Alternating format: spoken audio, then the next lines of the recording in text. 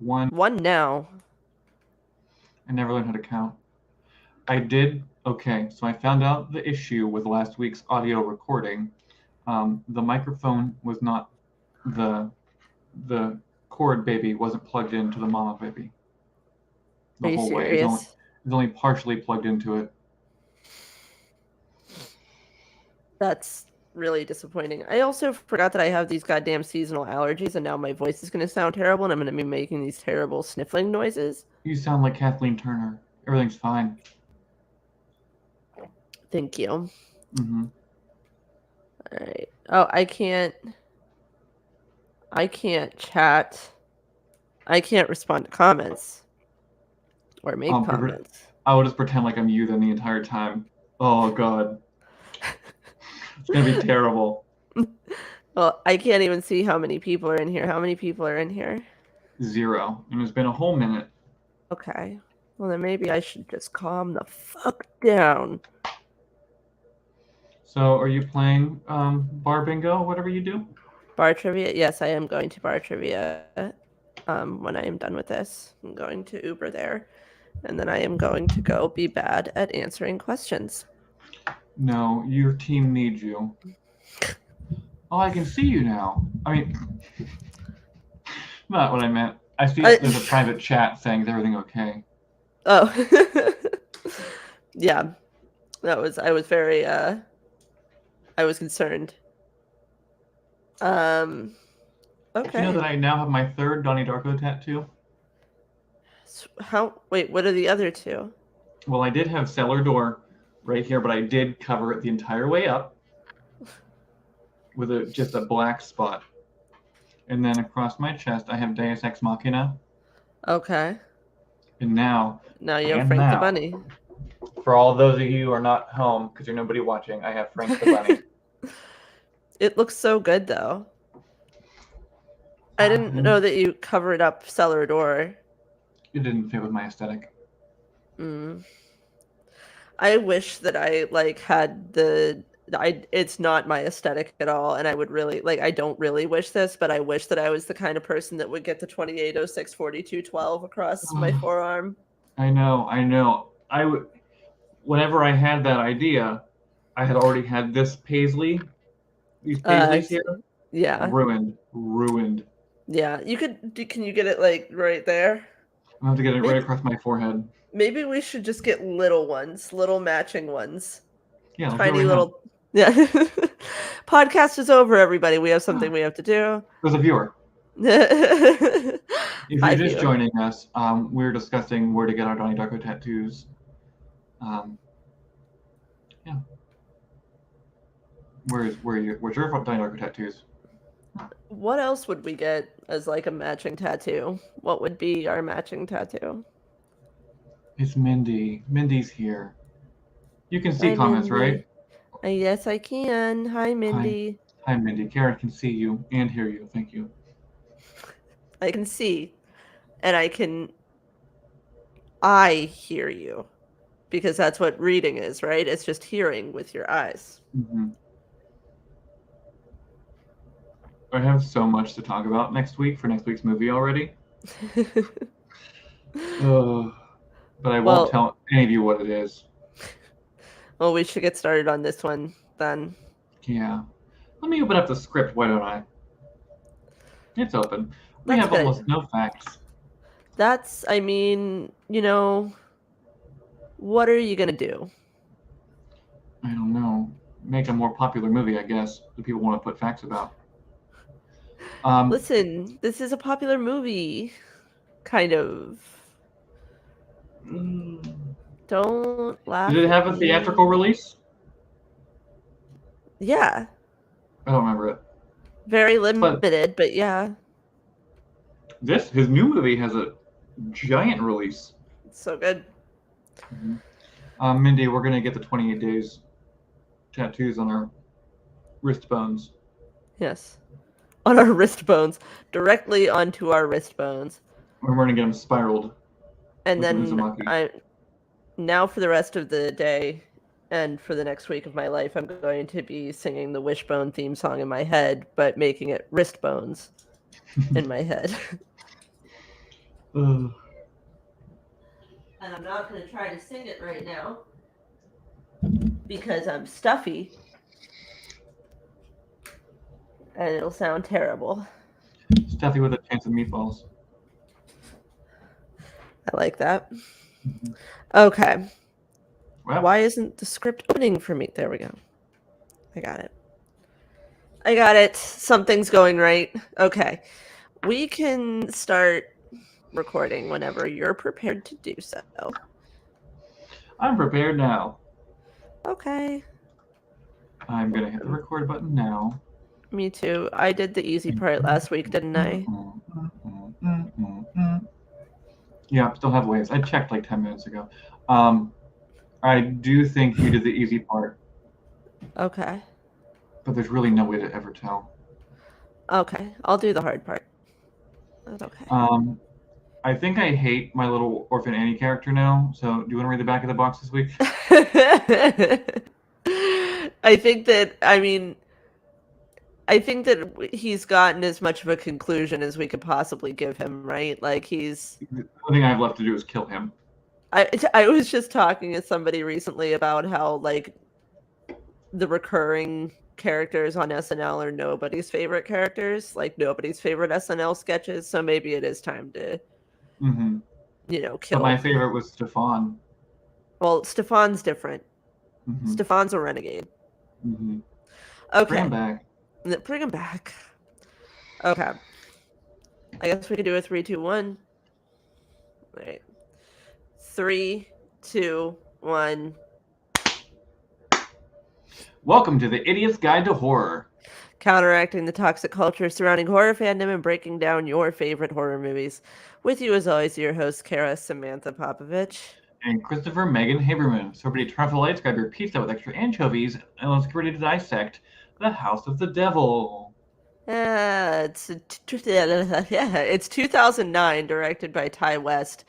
And this was my pick this week. And I chose this one not only because I love it and I wanted to make Chris rewatch it to make him change his mind about it. Which I did. Thank you. But also because Ty West just released X, which is his first movie in quite some time. And it's a smash hit. Did you see it? Oh, we went together. Oh, did I see it? Oh, you didn't want to keep going with this. Oh, did I see it? Yeah. Well, have you heard about it?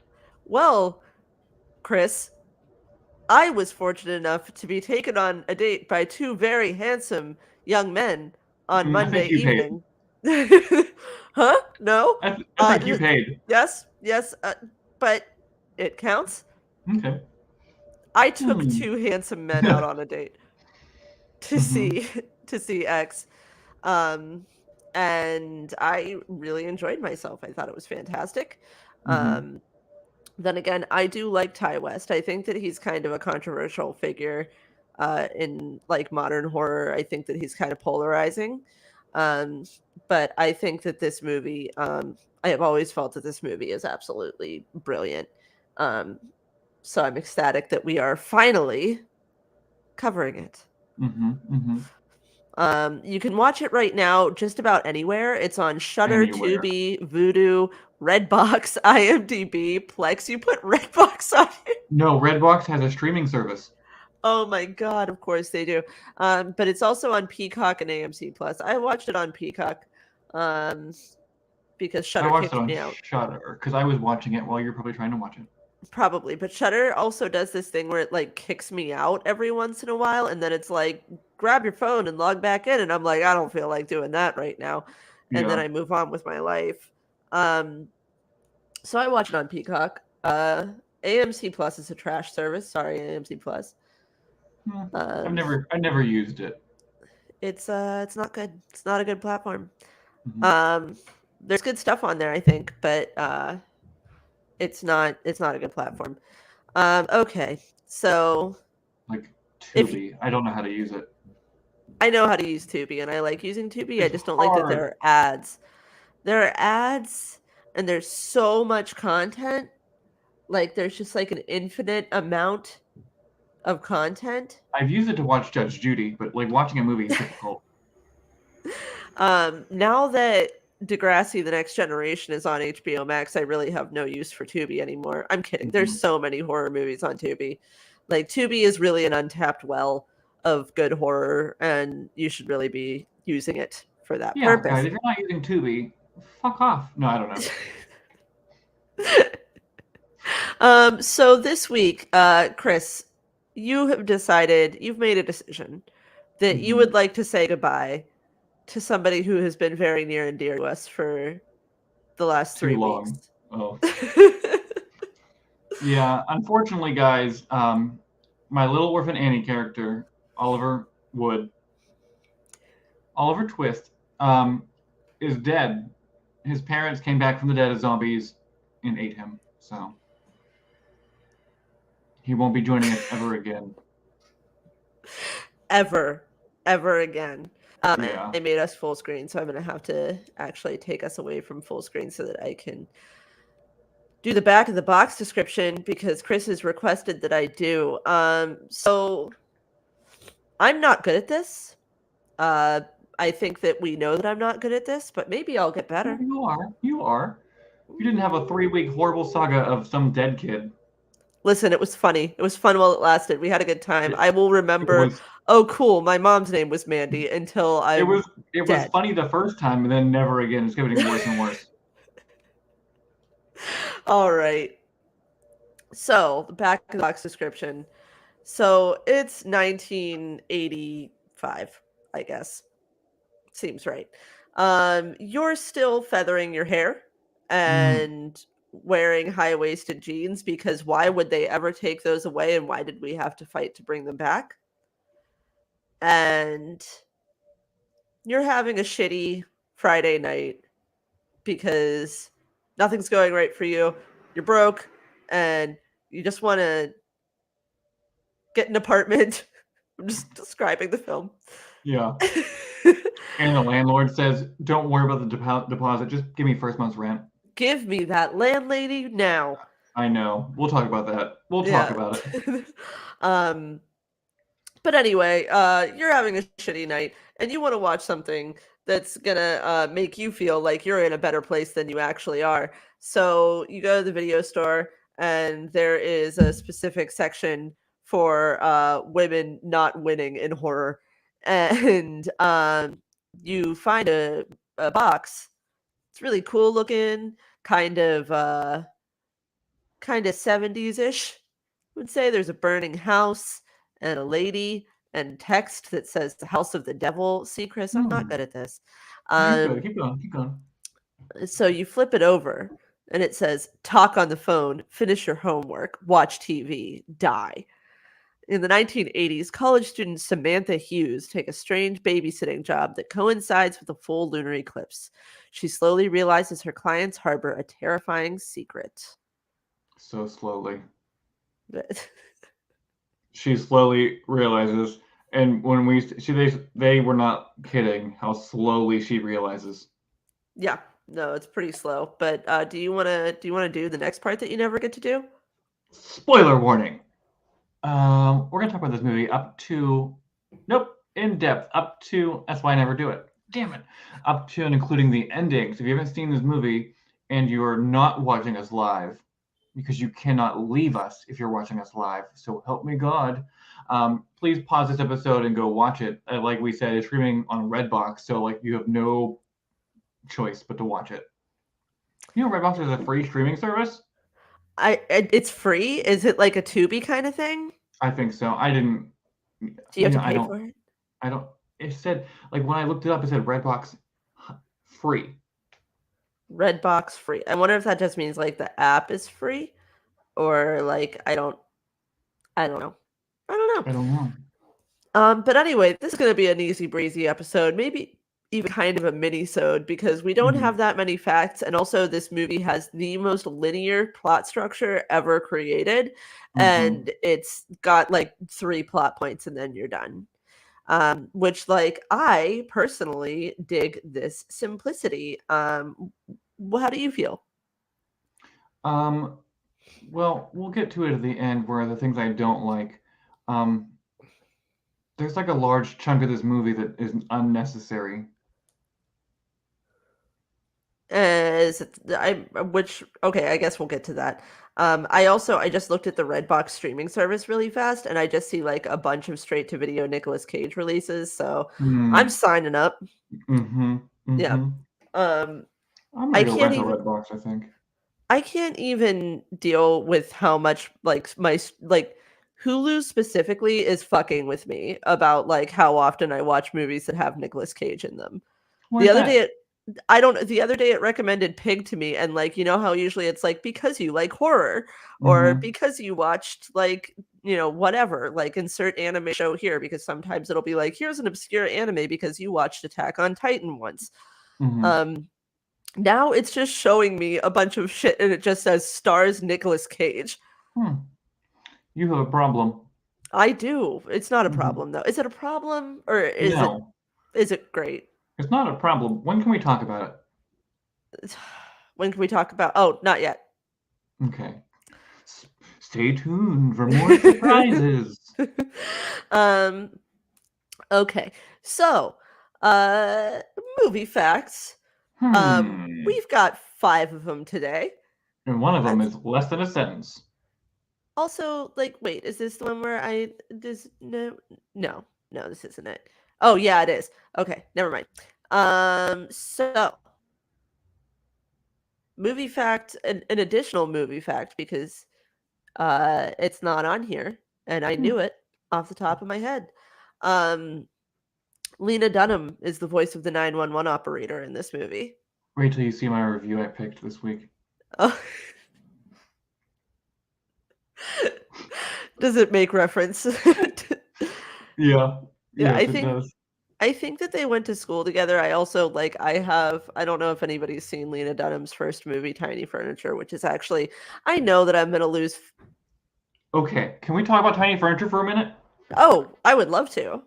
All right. So back, hi Carly, hi Austin.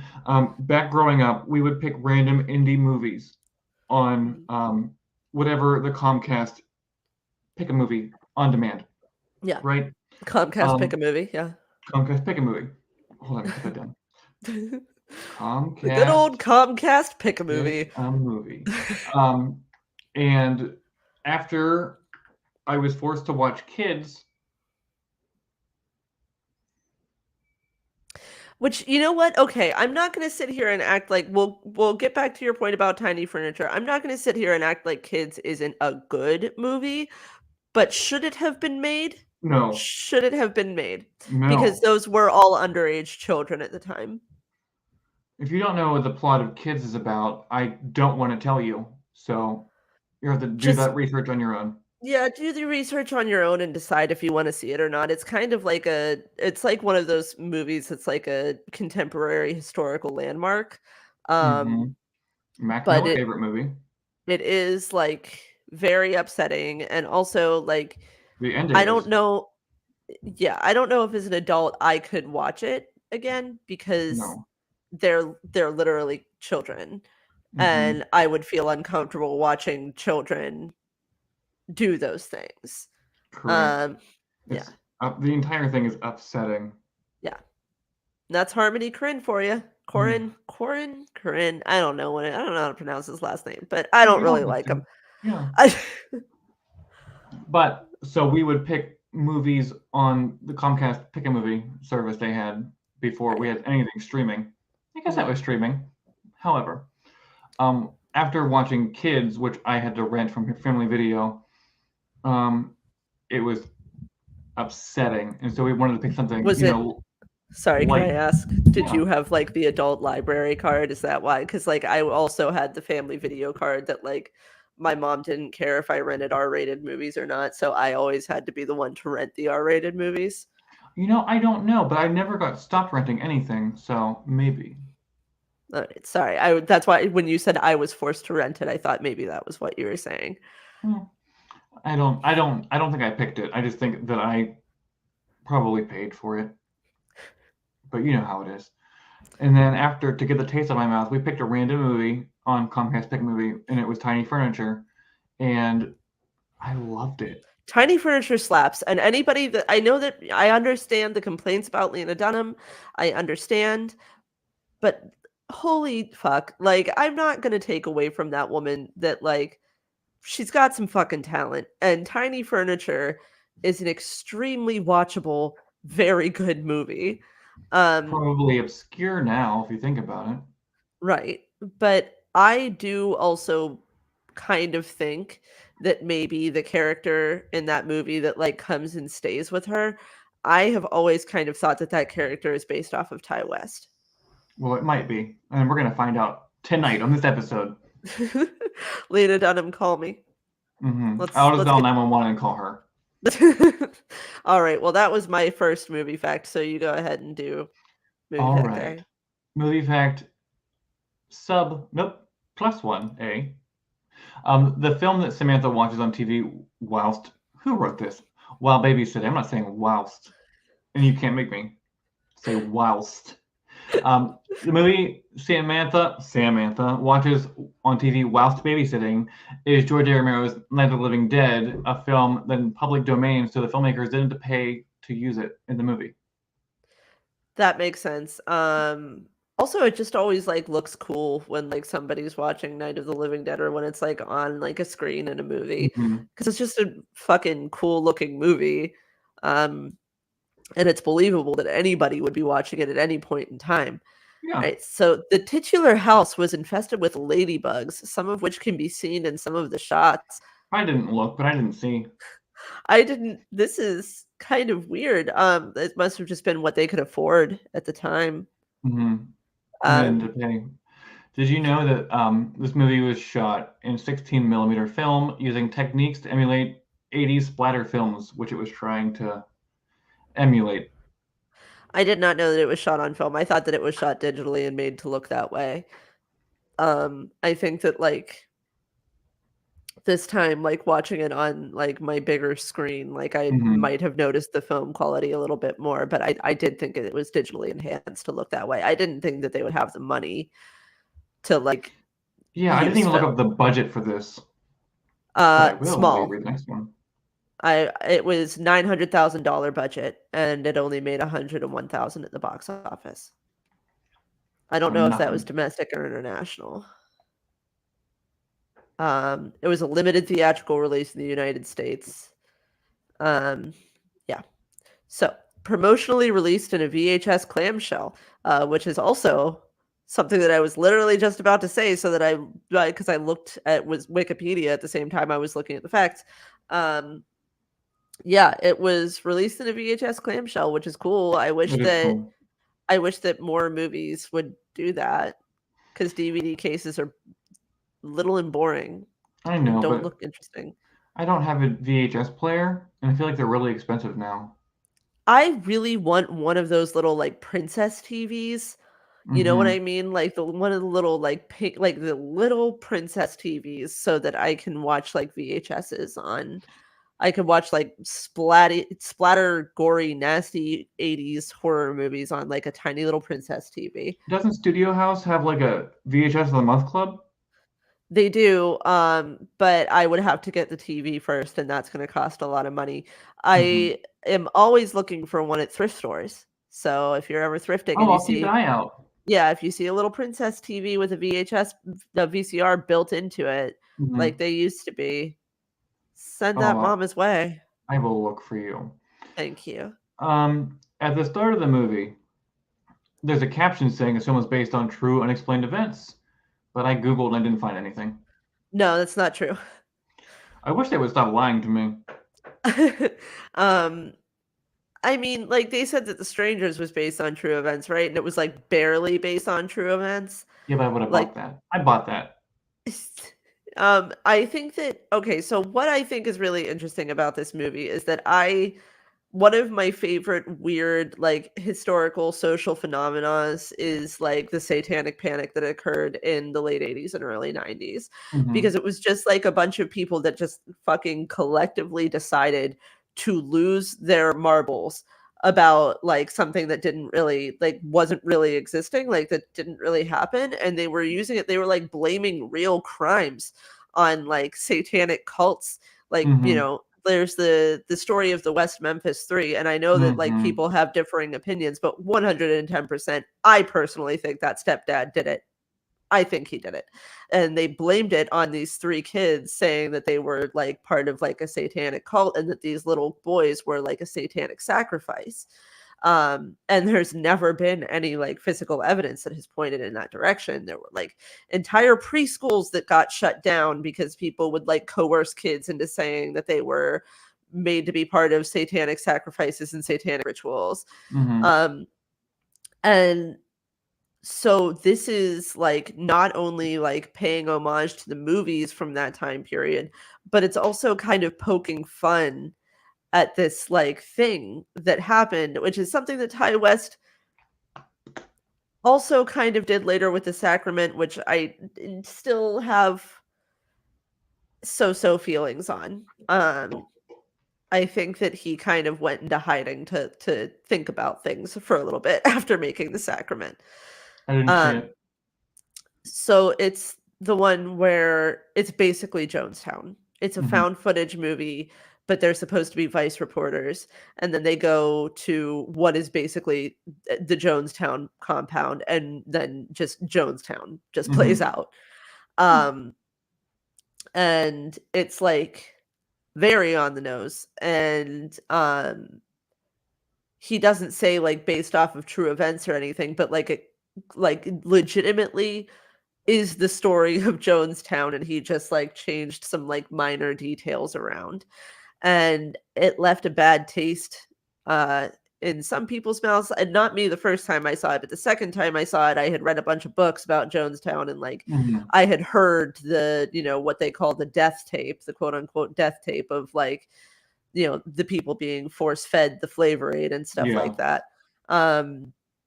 And after like having all of that knowledge, it left a bad taste in my mouth. But this one is a little bit more goofy. Yeah. And ridiculous and over the top. I forgot to put the movie fact in about the anchovies. What about the anchovies? No, I don't remember. Give me 8 seconds. Shut up, everybody. Everybody at home. Shut up real quick. Okay. All right. I could talk about Satanic Panic some more. Oh, yeah. Or you could talk about X. We can just say how good X was again. I mean, X was fantastic, and I think that, you know, everybody who has a high tolerance for gore and sex should see it. Oh, the practical effects. Yeah, they were fantastic. Chris was so just so everybody knows what it's like to experience a horror movie in the theater with Chris, he was literally going, "Oh my God. Oh my God. Oh my God." Which is funny because, you know, this is the second movie we've seen together in the theater. The first was Spiral, and this was the second one. And that's pretty gross. They are both pretty gross. And I didn't know that when you like, because like my gore tolerance is like, I don't know, maybe a little different.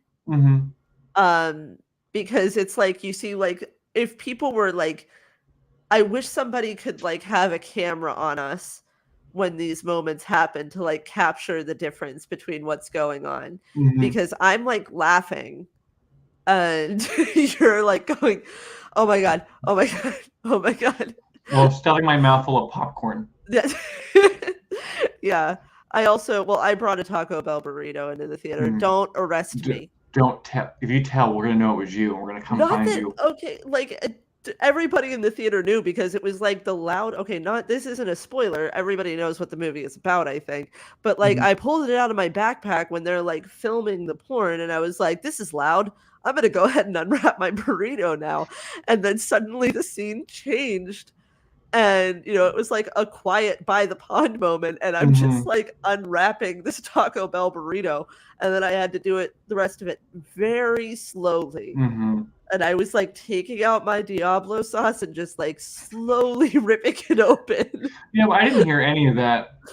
That's all I could hear was Steve opening his cookie dough bites for 40 minutes. I didn't hear him. Oh my God, I had to like hit him a couple times. I'm like, just do it. Also, just so everybody knows, we did have a freeze frame moment at like a very pivotal Yeah, I thought it was, point in the movie. and they didn't give us free tickets. They didn't give us free tickets. It did only last like 30 seconds. But when Muppets Take Manhattan, if I just say, whilst seeing Muppets Take Manhattan in that same theater, the frame froze, and I got free movie tickets. Well, we got free popcorn. We have free popcorn on Monday. And I'm gonna take it back so that I can go and see X again Mm-hmm. and see the thing that we missed at the end of the credits, because apparently there's something at the very end of the credits. Do you work Saturday? Yes. Well, fuck. Yeah, I work. Well, we'll go over that later. I don't need to recite my work schedule on air, but just know that I work. Yeah. Please tell us exactly the hours you work, the car you'll be driving to work, and the address of work, and what you're going to wear. But I do have the movie fact I was thinking of. Okay, go. When Samantha orders a pizza, the guy asked her if she wants pizza with extra anchovies. It's a very subtle nod to the Patrick Dempsey comedy Lover Boy. Extra anchovies is a reference in the film that the delivery boy was delivering a lot more than pizzas. Yeah, and I think that that scene is like, that's an unnecessary amount of sexual tension, which I guess we'll get to that. Mm-hmm. I wasn't even going to like bring that up when we talked about, like, when we went through the walkthrough, because like honestly, like this movie, okay, we can just get into the walkthrough now, right? Yeah, let's go. All right. During the 1980s, over 30% of American adults believed in the existence of an abusive satanic cults. Another 30% rationalized the lack of evidence due to government cover-ups. The following is based on true unexplained events. Indeed it is. Lies. Shh. Don't worry about it.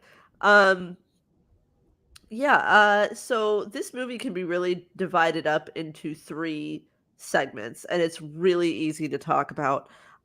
So I think that we can just sort of like hit on these 3 segments that I'll call chapters. In the first chapter, we meet Samantha. She is looking at an apartment. She wants to get out of her dorm room because her roommate sucks ass. And Maybe more than just ass. Yeah, maybe. She's just like a really inconsiderate roommate that just like fucks a lot, right? And like doesn't, like, Samantha doesn't get to sleep because there's like always a sock on the door. So she's trying to get this apartment. The landlady tells her, the landlady, who is Dee Wallace, by the way, everybody. The landlady tells her that she doesn't have to worry about the deposit. She just needs to worry about the first months. $300. Because she has a good feeling about her. Which, like, good Lord, why aren't apartments $300 anymore? I don't know. It was like a whole house. Yeah, it's beautiful. But she's worried about her finances, and she is looking for money. So she finds a flyer looking for a babysitter, and she answers the ad, and a very creepy man on the other end of the phone says, you know, like he'll meet her somewhere, and then he doesn't show up. But here's my question. Number 1, how did this man get the phone number of the payphone? Because she left a message leaving her home number, and he called back the payphone. Did they have *6 whatever in the 70s, 80s, 90s, No. and today? No, I don't think that they had *69. I think that this is just supposed to add to like the mystique of what's going on. But he stands her up, and so she goes and gets pizza with her dear friend Greta Gerwig. And I have 2 movie facts this week. One's about Greta Gerwig. What is it? I meant my review was about. Oh, okay. I have Lena Dunham and a Greta Gerwig. Okay. So Greta Gerwig, apparently her dad has a lot of money, and says, like, you know, if you can't like make money, then, you know, I'll just ask my dad to pay for your apartment. It's like, how do you make friends whose dads will just pay for your apartment? I don't know, but if you have a rich dad, send him my way. Send him our way. Very important. Our way. Mhm, Yeah. Um, so she says that she doesn't want to do that, that it's a last resort. And then she goes back to her dorm room and her shitty dorm mate is there. Um her shitty dorm mate is there and says something to her about a message. And when she finds the message, it was the guy, and he calls her back and says that he'll pay her double.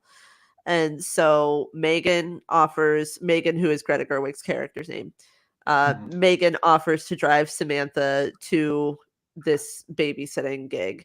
And I would say that that would be chapter one. mhm. Um, a few notes about this. One, Greta Gerwig is beautiful. she is beautiful. They're both beautiful. Oh, And yeah, I have a problem with Samantha. I forget who played her because she's not Greta Gerwig. Her cheekbones are unnaturally perfect. Did you it's see that? her name is Jocelyn Donahue. And yeah, she is literally like she is like symmetrical Mhm, and darling. mhm. Um it is a little bit unbearable, but she does a good job here. Mm, Uh, she does a she, great job. she does a great job. Also, just for the sake of like, we didn't grow up in the 80s, but we did grow up in the 90s before, like cell phones existed and stuff like that. Mhm.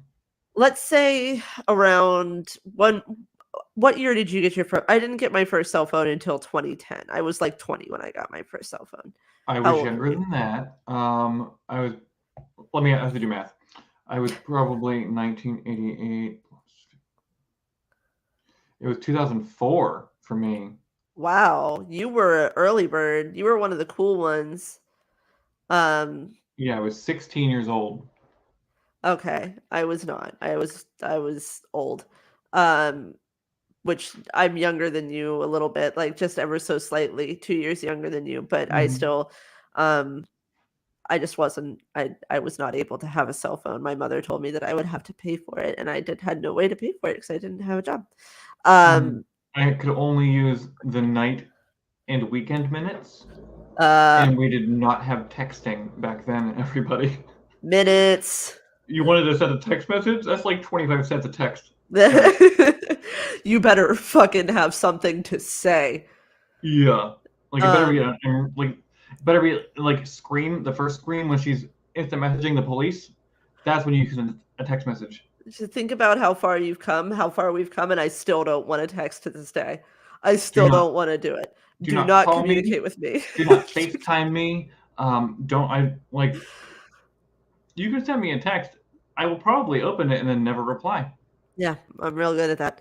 Um, so anyway, I guess that's really all I have to say about the beginning of the movie. Other than Greta Gerwig says the pizza is nasty, but they don't really say why the pizza nasty. Why is the pizza nasty? What does it Maybe too taste like? greasy, maybe not greasy enough. I was gonna say it better be greasy, Hmm. greasy indeed. Um, okay, so that's the first chapter, and then I would say that what happens next is chapter two, which is when they arrive to Oh, the house. real quick. Yeah. Sorry, I hate to do this. No. One more thing about chapter one. Whenever the mysterious stranger is on the phone with Samantha, he promises to make it as painless as possible. Yeah. Isn't that weird? Oh, that's what I was going for. That's what I was gearing up to say. In like the early 2000s, would you have responded to a babysitting job post that was like hanging on a billboard and then like gone to the person's house? No, and let me tell you why. You hate kids? First, first of all, I loathe children. Second of all, babysitting was seen as a female thing, and I can't do anything like in the 90s or early 2000s to make myself seem any more feminine than I already am because I would have gotten beaten up like I did every day in high school. So babysitting was not for me. Well, now you're hotter than all of them and we'll beat them all up. Or at least I won't answer the door when they come over. So Yeah, I guess that this is just something that like I feel like we like as people living in 2022 watching this movie are like, why are you going there? But at the same time, we're also Was watching a movie where somebody is struggling to pay for a $300 apartment when I'm like, give me that right now. I'll move in tomorrow. Yeah, but it was under the table. She could make almost all the money she needs in one night. So I guess like, and the 80s were like an easy time. They didn't have things like serial killers or texting, you know? Right. They had no problems back then. Right. And she says something like during like the pizza scene about like you're not the one with $84 in your bank account in an apartment Yes, that I you have. am. Yeah. But also like $84 in your bank account, like girl, you're like a third of the way there. Yeah. And you have all weekend. Right. Okay, so like you have to make $200 in the next 3 days. Can you do it? You don't have a job. Yeah. Yeah. Yeah, I feel like I can. Yeah, I know that I can. Yeah. Anyway, chapter 2. Um sorry. Whew, these headphones are painful. I know. I don't like when we're apart. I know Chris and I are recording separately today, due to extenuating circumstances, but we'll be back together maybe next week. But we'll talk about that later as well. Chapter But 2 opens with Greta Gerwig. yes, God, uh, isn't she beautiful? And her Farrah Fawcett hair? yes. So she takes Samantha to this farmhouse in the middle of nowhere. Hmm. And she's like, okay, if it's weird, then we're leaving. And they answer the door, and it's just like pretty immediately weird. Yeah. There's this guy, and it's the guy from the phone. And it is actually also it's Tom Newton, Hmm. um, who is a pretty solid character actor from like mostly like stuff in the 80s. And he tells Samantha that the job is not actually for a child, it's for an elderly woman. And Megan's like, no, we gotta get out of here. You gotta go. We said it would like we would leave if it got weird. But But because it then, is weird, go ahead. yeah, the mysterious stranger says, Samantha, I need to speak to you in the kitchen right now, alone. So he drags her like 5 rooms away. And he's like, just so you know, this job is for one person only, and I'm not paying that other girl to be here. And she said, well, she's just leaving. She just dropped me off. Like, calm down, buddy. But he has a cane, and he's like, okay, well, my mother's very old, and she needs somebody to watch out for her. However, she doesn't need any help. She can get to the bathroom by herself. You won't see her at all. She'll be in her room watching her soap operas or whatever. And like you won't even see her. So it's like an easy money. And she says, I don't think so. And he goes, I'll give you $200. That's double what I said before. She goes, no, I don't think so. He goes, $300. Final offer, take it or leave it. And she goes, 400, and I'll do it. So good for her Right. for negotiating. And he does agree to give her the $400, Hmm. which still pisses Megan off. She's like, no, this is weird. We should go. And Samantha's like, nope, get the fuck out of here. I'm doing this, and then I've got my apartment. Like, peace out, girl. Hmm. So Megan's driving away, smoking her cigarette. She stops. I guess presumably just to light the cigarette. I don't really understand why she stops. I don't know. Her lighter wasn't working. So, but like that's what the whole point of the car, like the cigarette Oh, lighter in the yeah. car was, right? Because like for those of you youngins that are listening, if there are any of you left, cigarette lighters used to exist in cars, and you would just like it's where you plug in your phone charger now, Or but it's where you you murder or like get that girl in the forehead in Last House on the Left. right, Or right. maybe just the original. I don't remember the remake. But the whole point was that you just like push it in, like you Hmm. could just like reach next to your dashboard, just like push it in, and it would like heat up, and then it would pop out a little bit when it was ready, and then you would just take it out. And it was a terrifying thing. It's a Yeah. very unsafe contraption. Also, how funny is it that cars used to come equipped for somebody to smoke? Like it was just like Oh my God, assumed they like had They had you're gonna ashtrays need it. everywhere. Yeah, there were ashtrays in the doors. Do you And remember my like grandma's old car? It had I ashtrays in the doors. It had ashtrays in the center console. It had ashtrays in the back seat for the kids. Yeah, there were ashtrays in the passenger seats in the back of the little metal ashtrays. And that's Yeah. like now people like now those are plastic and we sound so much older than we are right now. But Oh now yeah. like now like those things are like plastic and people use them to like shove like straw wrappers in or whatever. Yeah. But like those used to be metal because you were supposed to ash your cigarette into them. Mm-hmm. How would Yeah. you clean them out? I have no fucking idea. I never did it. If anybody here in the chat had a car built just for smoking, can you let me know how you cleaned out the car ashtrays? A fucking Winston Mobile. Capri menthol 120s, baby. Oh God. That's my first cigarette was a Misty 120. Mm-hmm. And it was basically like a baseball bat. You could do like Mm-hmm. you could do like lightsaber tricks with it. Yeah, you can conduct an orchestra with it. Yes. Yeah. Yeah. And it was my friend and I stole it from her mom. Mm-hmm. And we were like outside, like smoking this like long, skinny, like pixie stick looking. The thinnest cigarette you've ever seen. Yeah. Yeah. Because it's dainty. It's for the ladies. That was Yeah. a Newport 100. Ooh, you went in. You went in. Okay, so we just had our friend Ray say shot back because he had an old Cadillac. Okay. All right. That seems like so much more work. That's what you could take the cigarette lighter out, plug in the shot vac. Okay, never mind. I take it all back. Let's bring him back. Okay.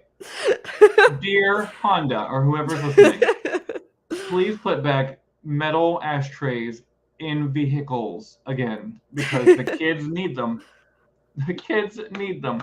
Or the nurse from the original Halloween needs it because she was smoking with both of the windows up. That's why she was smoking with the windows up. She didn't have to like ash out the window. She could just ash right into the car. She could have went to the left in the door, right in front of her on the dashboard, and to the right, you know. Dr. Loomis just opens his palm and she's like tss, tss, tss. Yeah. Anyway, the reason we got on this tangent is because Megan pulls over to the side of the road and pushes in her cigarette lighter to prepare to light her cigarette. And then we get a jump scare, which is the only thing that would indicate to us so far, aside from like the weird atmosphere that this is a horror movie.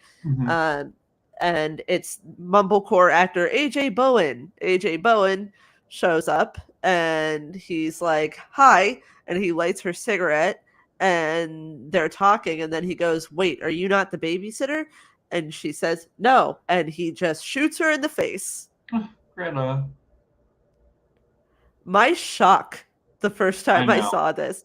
And like it came out of nowhere, and I was like sitting, like I think I said, oh my God, out loud, like it had like the same effect on me. So when I do it, it's funny to you, but when you do it, it's just natural. Well, it wasn't like the gore that got me. It's just the fact that like it happens so fast and it's so unexpected because the exchange is like almost flirtatious for a minute. Where did he even come from? Don't know. They don't explain anything in this movie. No, they don't. But yeah, he's just like, oh wait, you're not the babysitter, and then he just like bang, like instantaneous. Very effective. Yeah. Very effective. And this is the only scare we get until the very end. Yeah, I mean, like the rest of it is a lot of atmosphere. I'll say that much. But so then we go back to Megan at the house, and not Megan, Samantha is at the house, and she's calling. Yeah. And she orders pizza from like the place that the creepy older guy had been talking about and telling her to order 7 times. Yeah, telling her to order pizza from. By the way, there's a 20 on the fridge for pizza. Call that number. Right. So not only did she make $400, she made $420.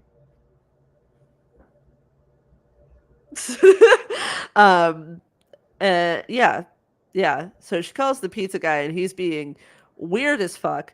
If if I, as a woman, called any establishment and a man behaved this way, I would, sir, Hey, let me what speak. kind of pizza place doesn't sell a small pizza?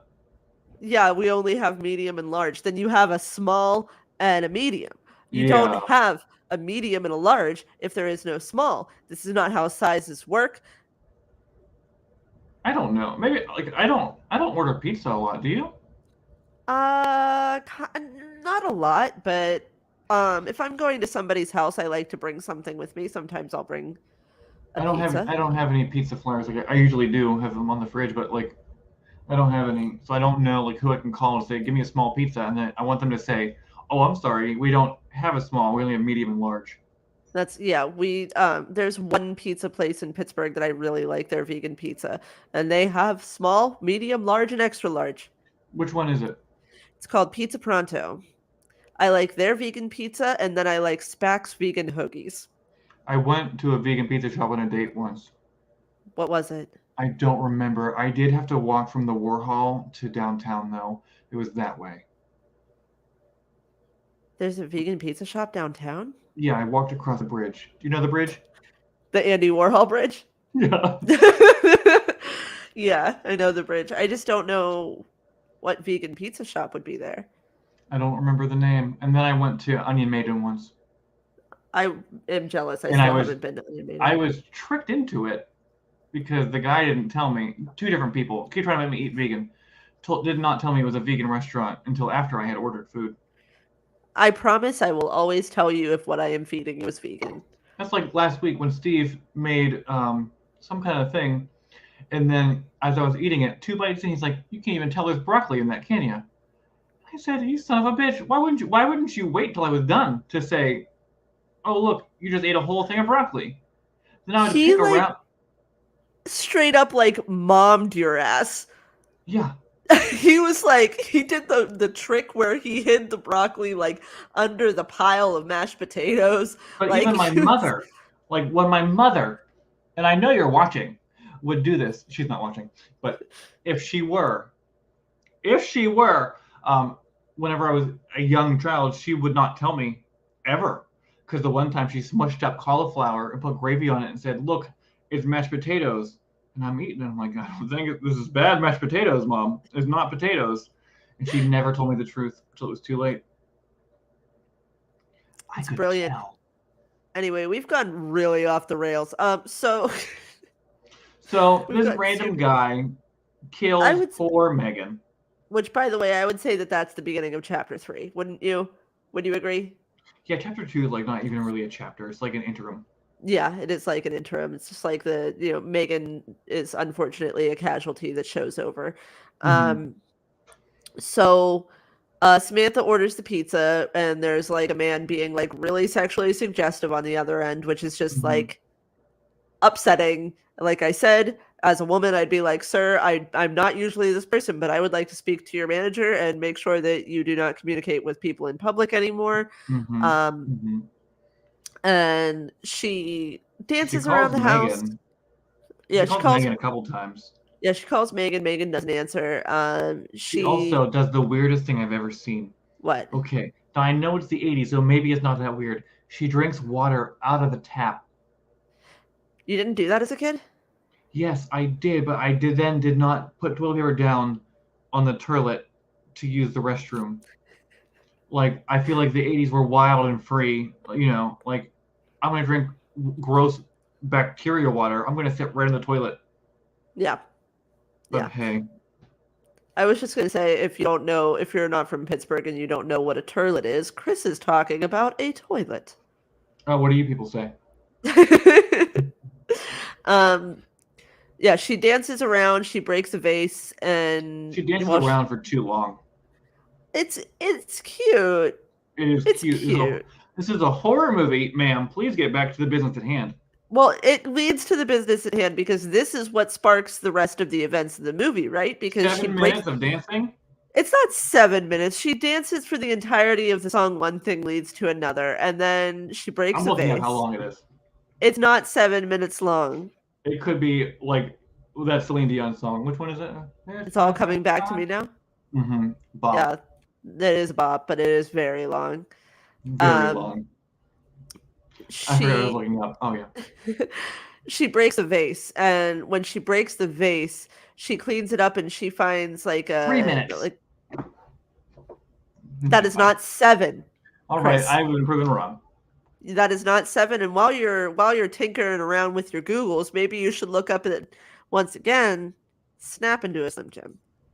You know, I had a Snap. Slim Jim yesterday. I slapped right into it. Oh my god. I opened the wrapper. I slapped it right in my mouth as hard as I could, and I enjoyed it. It's a snap. I don't Snap. think so. I felt It is no a snaps, you, just slaps. you snap the meat stick. The meat slaps against your tongue. I feel like my mom's watching this. Yeah. Anyway, so when she's cleaning up the vase, she finds that cabinet, and there's a bunch of like old pictures in it. And in the And old by pictures, old, it's like they're current. It's like somebody took them off the walls and threw them into this closet. yeah. So she sees a picture with a family that is not like anybody, like she didn't meet any of these people. Then they're standing next to a car that was outside the house when they were coming in, And we and she's also like, see a bunch of fur coats in that yeah, closet, even though Vivian, who we didn't talk about on the podcast, but she wears a wig, yeah. and I called it. But she says, "Oh, I was down in the basement getting my furs to go out," and then we see the furs upstairs. So, what's really going on here? Well, we're about to find out, because she starts to hear like weird noises in the house, and she's like really unsettled and anxious. But then the pizza arrives, and who's the delivery man? The Who's Megan the murderer. delivery man? The one who, pardon me, the one who murdered Megan. That is correct. Mhm. I'm sorry for the suspense because I had to hiccup. The one who murdered Megan is the one that delivers the pizza. Who's she calling here? I feel like when she goes to pick up the phone again, she goes to call the number on that the tall caned man left her, Right. Mr. Noonan, but Right. it says the number is not in service. So this is when she calls 911. Yeah, she calls But 911, and Lena I don't Dunham's remember on the other why. end. Why did she call 911? Because she's feeling very uncomfortable because she keeps hearing noises in the house and they're unexplained. And then Lena Dunham's like, "Oh, I'm sorry, ma'am. This is not an emergency. You shouldn't be calling me." She's Right. like, "You're right." Yeah, she tells the operator that she didn't mean to call, and then she passes out. But why is she listening to the drains? And then, one thing leads to another. Yeah, she passes out because they drugged the pizza, which is one of like the coolest drugging scenes in the history of movies. I'm pretty That would have sure. got me. That I was gonna say, that's how you get me. I'm basically a Ninja Turtle. You put anything on a pizza, and I'm gonna eat it. But just like if you hid anything in a candy bar, anything, What kind like of candy bar? okay, so if they were to make like a vegan Twix. And they put like if somebody wanted to poison me, that would be the simplest way. It could be somebody that I knew wanted me dead. It could be my sideshow Bob. They could have like a tattoo on their chest that said like "Die Kara, die," and they would hand me a vegan Twix, unwrapped, looking tampered with, and I would eat it. Okay. So now, everybody at home, you know how to dispose of Kara should it ever All of come. my mortal enemies. Yeah. Also, ice cream. Yeah. It wouldn't be hard to poison me. If you offer me something that looks tasty, I'm gonna eat it. All you have to do is like hand me a gerbil covered in poison. Yeah, that's also a thing. Like if you like send a dog like up to me looking cute and it has like something hidden in its sweater. Like a gun. Clarence with like a little I come into your house and Clarence like jumps in a little circle when he sees me. That just fucking does it for me every time. Like I lose my shit every time. It never gets old. But if he like jumped in a little circle and like suddenly brandished a gun, I'd be like, this is how I go. This makes sense. Yeah. This is what I get. I don't want to put this in the show notes, but I think I might have to. How to Kill Kara. But anyway, she gets drunk from the pizza. Mhm. And she's like, she passes out, but she's seeing things, like she's seeing things moving around. And when she wakes up, it's during the lunar eclipse. Now And this is like she, chapter 3.5.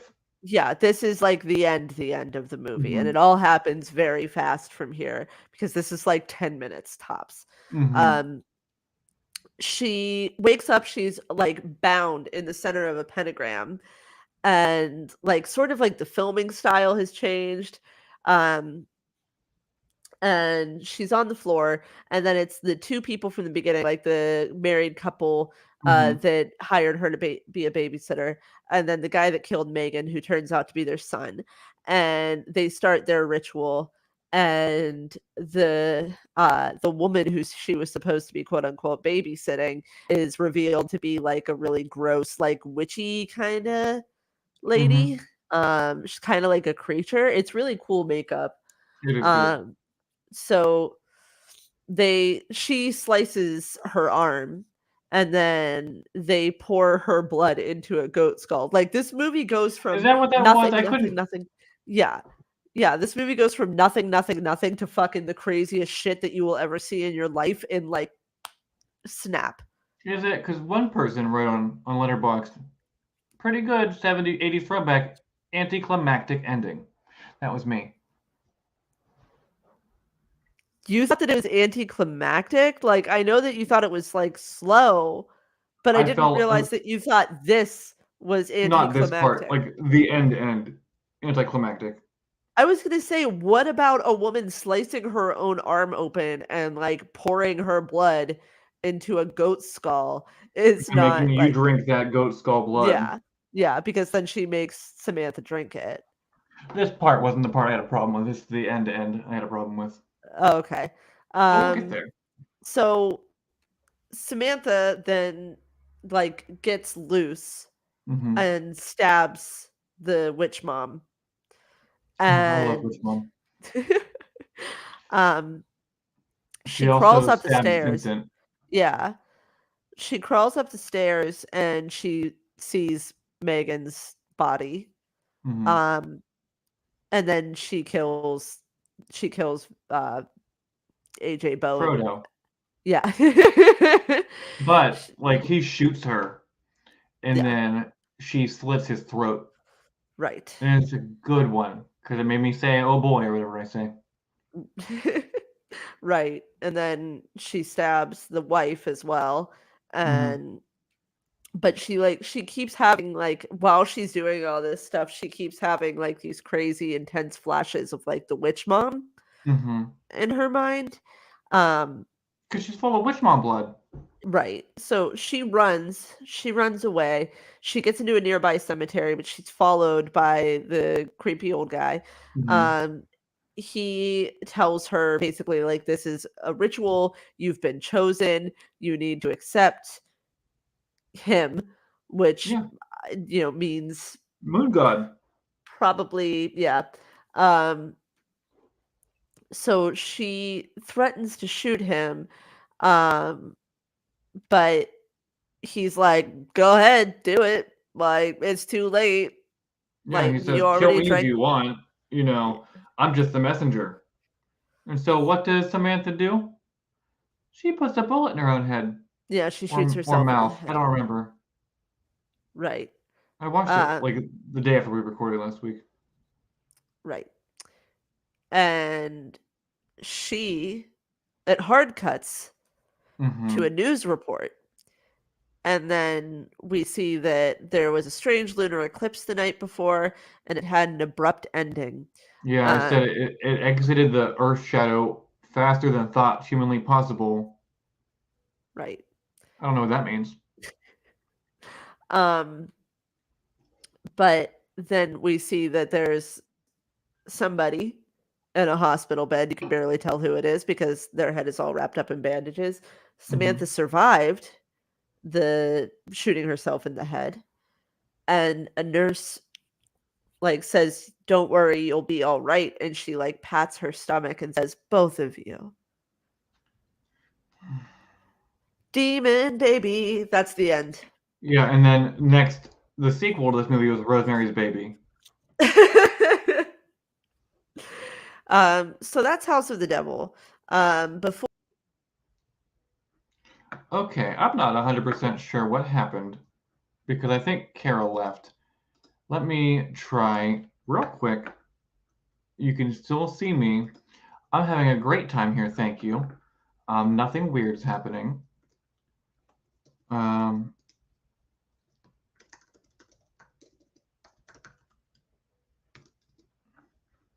Oh, there she is again, guys. So everybody shut up. Everything's fine. Can you Hi. hear? Oh, good. We were just talking about you. What were you I saying said, about me? oh, how weird it was. Right after we mentioned a demon baby, you were gone. Yeah, I don't know what happened. The window just closed, actually. I thought somebody sent you a poison pizza. Right before I did this, yeah. Mm-hmm. So you have your reviews ready. Oh yeah, I got 2 of them this week. Okay. So So you every go week ahead because here, I'm gonna pull them. Oh yeah, go ahead and give the intro because I'm gonna pull mine now. on Letterboxd Beach Street, we like to show you that not only did we like this movie, but maybe somebody else did too, or maybe they hated it. But no, I picked good ones this week that also like felt how I felt. But here I have 2 this week. They're very, very short. My first one is from a user named Lily, who gave it 3.5 stars, and Lily said, "Greta Gerwig eating pizza should not be as hot as it is." And then I have another one. I have Tim Cop, who gave it 4 stars, says, "I can't think of anyone less qualified to be a 911 operator than Lena Dunham." Um, so I could pull several reviews. There's one from friend of the pod, Tim Costa, that just says it's 5 stars and says, "I made my friend watch this and asked her several times if it was a leftist movie," uh, which is very funny. There's so many good ones. Wow. Uh, it's mean. The one about Lena Dunham is mean, though. It's mean. It's It's mean. funny. It's Yeah. 4 stars. It's Now, funny. somebody else said the scariest part of this was the Lena Dunham cameo. You don't even see her. It's No. not like the other one. Honeydew? Yeah. All right, here we go. This one's 3 stars from Evie Shiro. Um, as a former babysitter, when I tell you that I refuse to eat or drink anything from the owner's fridge, this is what I mean. Mm-hmm. Yeah. Do you ever babysit? Yeah. Do you ever eat and drink things from the fridge? Well, it was like people that I knew. It wasn't like random people. Like I only ever babysat for like people that I already like knew and Mm-hmm. knew that they weren't going to harm me. Um, Assumed they weren't going to harm you. You can assumed. you can never be like 100% sure. I guess that's true. Yeah, that's like how the oxygen network is still a thing, right? Like Is it? people, is it? I I don't know. assume it is. I I don't don't have have cable. cable. Yeah. Yeah. It's If 2022. the oxygen network is still a thing, let us know. Uh, Mm-hmm. I don't, as crazy as this is, I was talking to somebody about this yesterday. As crazy as this is, I don't watch a lot of true crime because it freaks me out. I will watch horror movies all the live long day and It's enjoy the different. hell out of myself. But as soon as I like hear like any of that shit, like he stabbed her 29 times and then put her body into a pizza box and let it float down the river, like I am gone. Mm-hmm. Don't need it. Yeah. Because it's different. Like horror movies, like fun. It's fun. It's fancy. It's free. But like Right. true crime happened. Yeah. It's I read real. I read like half of a book about Richard Ramirez and then I didn't sleep for like a month and every single noise in my house I was like, what was that? Did he What was get that? was that a real tattoo on his palm? I don't know. I don't know. I don't know. All I know is that motherfucker makes me horrified, very scared. And he lived at the Cecil Hotel. Yes, he did. Yes, he did. Cecil, I'm sorry, they don't pronounce it right. That's one thing, like, I don't want to go there. Why would you want to?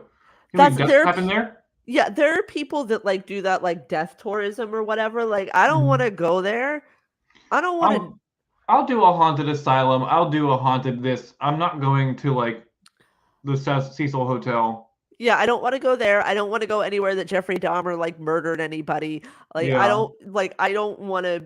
I don't want to sit in the backseat of Ted Bundy's Cadillac, you know? Right. Yeah, I don't want to like bask in murder. That makes me uncomfortable. Those are the people that make me uncomfortable, like the people that are like borderline fans of serial killers. Like, it's like taking a nap in John Wayne Gacy's floorboards, you know? Right. Anyway, this does pass the Bechdel test with flying colors. So did his new movie. Yes, the new movie also passes the Bechdel test with flying colors. So it might be leftist. Is that what we're saying? Yes. So if we could be like, without spoilers, comparing House of the Devil to X, don't you see like the parallels and like how he like sets things up and the way that he like, I think that X has like a little bit more action, like he like amped that up a little bit. Yeah. But it's still, the action does not happen right away. Right. Like he divides his movies in half because The Sacrament is the same way. Like the first half is like just a movie. Yeah, and a good movie too. Yeah. Well, I don't know about The Sacrament, but I know that X was a great, like the first half of that movie was great. Yeah. Standalone. Legitimately I could listen to Brittany Snow sing anything to me whenever she wants. Let alone Landslide. So this isn't a spoiler. This is just me encouraging people to go see the movie. There is a scene in this movie where Kid Cudi plays Landslide on the guitar and Brittany Snow sings it. Real quick, not a spoiler. Brittany Snow was so good in this movie that I could not handle it. Everybody was so good in this movie that I could not handle it. Like if you read my Letterboxd review of X, which has no spoilers in it except for like Kid Cudi's so hot. No spoiler? No. But I put in mind that you see. Never mind. That could be a spoiler. But like everybody was so good in this movie, but Brittany Snow was like a standout for me. Yeah. Just that wig and that accent. I think it was her hair. You know what I mean? Yeah. No. Absolutely. I also think that Mia Goth is just like, she tends to just be fantastic. And Jenna Ortega. Ortega is like, let's let her keep rising. I like this trend of like, I will see anything she's in. Yeah, let's just keep giving Jenna Ortega work. I am here for it. No, that's a spoiler for another movie. Yeah. All right. So I can't stop watching Scream. So now I'm going to have to go watch this. Like, I've watched Scream so many times, I can't count on one hand anymore. Right. I just keep watching it and watching it again and watching it again. And my rating has gone up. I think my rating for X might go down. Okay. Because I rated it too highly the first time. Okay. But, like, I need to see it again to know if it was just, like, movie theater hype or not. I think that it's actually fantastic. I sat on it for a few days to try and figure out if it was just the fact that I like was watching a slasher movie in the theater with my friends. Twice in 1 year. Yeah. I saw Scream alone. Yeah. But so did I. I saw Scream alone. But I think that X is actually like a fantastic movie. I think that it is incredibly multifaceted and manages to pull off a bunch of tones and weave them all together very effectively. And I think that the gore is like gross. Fucking A. Fantastic. Beautifully done. I think that the ending is amazing. I think that all of the performances are amazing. Like, it is just a fucking solid movie. Solid. Yeah. I was so worried that it was going to be like The Night House. You know what I mean? Yeah. Where like where it starts off like at a 10 and then it's just like gave up halfway through. I feel like Ty West writes the ending of a movie and then works backwards. And I think that Smart. works. I think that like I don't know for sure. I can't confirm that that's his process, We're but gonna call Lena Dunham and find out. his endings are such huge set pieces that Mm-hmm. like I have to imagine that he is like, this is how I want it to end. How do I get it to that point? And he Mm-hmm. works backwards from there instead of being like, oh, I have this premise and I like kind of want to see, like, I want to follow it down and see where it goes, which I think where a lot of horror movies go wrong. Mm-hmm. That's what The Night House felt like to me. I feel like The Night House was like high concept, and then like by the end of it, like walking down to the end, like Mm-hmm. it lost itself completely. Same with Last Night in Soho, but I have Last Night in Soho is like a whole different. I Yeah. I have feelings. Um but it feels like he does the opposite thing where he's like, here's a strong ending. How do I Mm-hmm. get to this strong ending It's and like make a this Jordan strong Peele ending ending. make sense? Yes. Mm-hmm. Yes. Which So I anyway, tried for next week to pick Us or Get Out, but they're not streaming anywhere. yeah, that's, I mean, I know. But Because I was watching a movie last night with Lupita Nyong'o in it, and I'm like, I want to talk about her 24 hours a day. I love her. Love her. And I'm very excited for Nope. Very Mm-hmm. excited. I don't remember what we're talking about. Well, we gave it a pass on the Bechdel test. It is a fail Mm-hmm. on the Duvernay test, Yeah, unfortunately. there's nobody of color in the movie. Idiot's Guide to Gore. I would say that the last part of it probably a little bit more than a 1.5, maybe like We'll a see. 2.5 or a Well, 3. 2.25. This is as high as I'll go. Also, like the scene where Megan gets killed is like really Okay, gross. fine. Yeah. Okay, I forgot about that one. Yeah, so I'd say like a 3. I'd say let's just to be safe, Okay, let's to give be it a safe, 3. it's a 3. Yeah. Okay. Let's give it a 3. All right, you ready to get the keys? Yeah, I'm ready, baby. All right. Every week on Idiot's Guide to Horror, we like to imagine that we have been given the keys to remake or reboot the film that we are discussing. And then we decide what we would keep because we think it is flawless and what we would throw out like the trash it is the second we got the chance. So, Chris, for you this week, what was flawless? The way Ty West builds tension in a movie, like nothing happened. Nothing happened in most of this movie. But it kept me like sitting there like this, like something's gonna happen. Something's Right. gonna happen. Something's gonna happen. It's And outstanding. the thing with this, which is different from X, is that like he builds that tension and then like in a random moment where there is no tension, something happens. Mm-hmm. Yeah. It's great. Yeah. Yeah. So he actually like genuinely like can take you by surprise and catch you off guard. Mm-hmm. I also thought it Um was really well cast. yeah. Yeah. I definitely agree with that. I feel like atmospherically, like I watch a lot of these like old straight to DVD, not straight to DVD, like straight to video, like old Mm-hmm. releases that were like just these old slashers. Um and I feel like this nails that Mm-hmm. atmospherically. Just like the sort of like quiet and the way that they're acting, like the way that he directed this movie, the way that they are directed to act is like very like spot on and like Mm-hmm. consistent with the movies of that time period that he was like trying to achieve. I agree with you about the tension.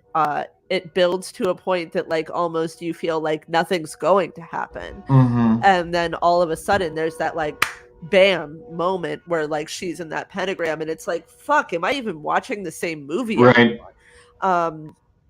Which is a great feeling because, you know, as you know, when you get to a level of like watching horror movies like where we're at, nothing surprises you anymore. Nothing No. shocks you anymore. Nothing feels like different or new.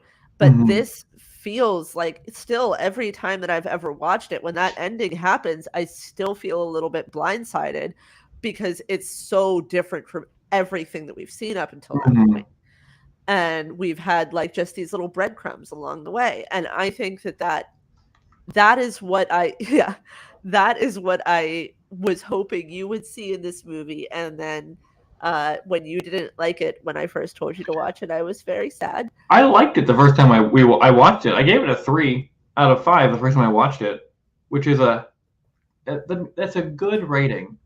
It is. It's a solid It's a rating. solid rating. It means I didn't hate it. If I like 2.5 is still a good rating out of 5, guys. When you get below 2.5 is when I didn't really enjoy it very much. I see. Okay. Um, so also, yeah, I would agree that the performances are flawless, and I also just like the set dressing. I think that it looks Mhm. cool. I think that it looks really good. That haunted Um, ladybug house. yes, yeah. What would you change? Um, okay. Well, first of all, I would change the ending. I don't care about that baby. I wish it would have ended where she blew her brains out. That would have been a better ending to me. I don't know. Maybe I'm wrong, and I probably am, and that's fine. I mean, no, it's your opinion. I just feel like the extra 3 minutes, it's just like it's been done. It's been done. It's been done. The That's, cliffhanger ending, is she, isn't she? I'm over it. I guess that's fair. I disagree on it, but that's That's fine. fine. That's That's fine. fine. We're allowed to We're disagree. allowed to disagree. Yeah, I kind of Um, like the ambiguity, but mm-hmm. I've seen it before.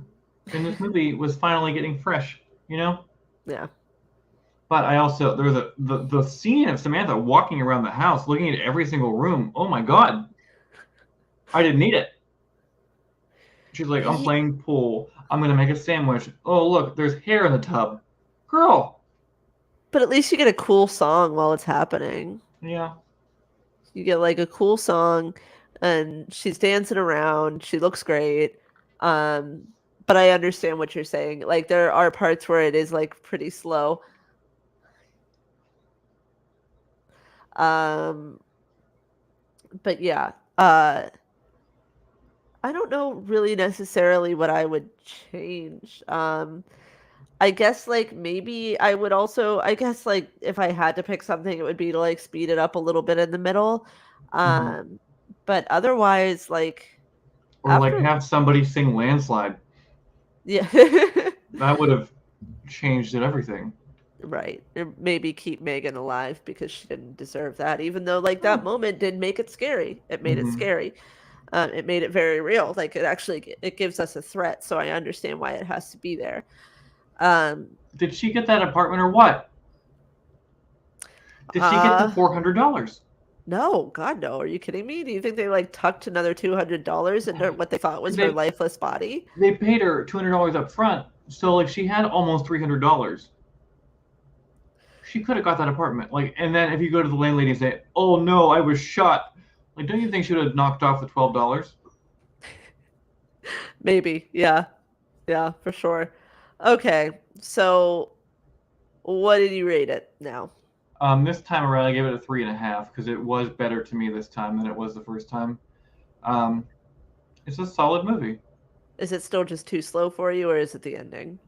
I don't, I don't jive with the ending. I don't know what it is about it. It's just not. It just feels like I've already seen it. When they're like the rest of the movie, like I could have watched that entire movie with no horror happening at all, Right.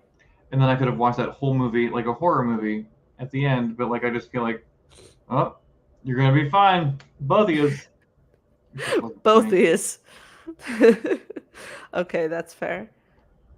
How about Um, you? Six uh, stars, 7 stars? I'm giving it a 4.5 out of 5.